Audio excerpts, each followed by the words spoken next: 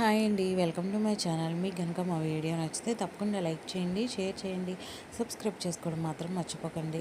ఇంకా రోహిణి అంటుందన్నమాట, పోలీసులు వద్దు, కోర్టులు వద్దు, ఏమీ వద్దు, కానీ తీసిన డబ్బు మర్యాదగా ఇచ్చేయమని చెప్పు అని చెప్పి మీనాతో అయితే అంటుందన్నమాట. ఇంకా మీనా అయితే కోపంగా, నువ్వు కాసేపు నోరు మూస్తావా, నేను కనుక మాట్లాడాననుకో పాత మీనాని చూడాల్సి వస్తుంది నువ్వు అని చెప్పి గట్టిగా మాట్లాడుతుంది. ఇంకా మనోజ్ కూడా మీనా మాటలకైతే షాక్ అవుతాడనమాట. ఇంతలోకి కొరియర్ బాయ్ అయితే వస్తాడు.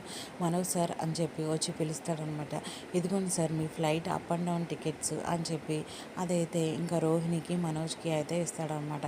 అవి ఉన్న కవర్ చూడంగానే ఒక్కసారిగా మనోజ్ కూడా షాక్ అవుతాడనమాట, అందరి ముందు ఇచ్చినందుకు. ఇంకా ఆ విషయం అయితే బాలు ఫ్యామిలీ అయితే అందరూ అక్కడే నించుంటారు. అదైతే లాక్కుంటాడు, ఇటు ఇవ్వన్నయ్య ఒకసారి అని చెప్పి ఆ కవర్ అయితే తీసుకుంటాడు.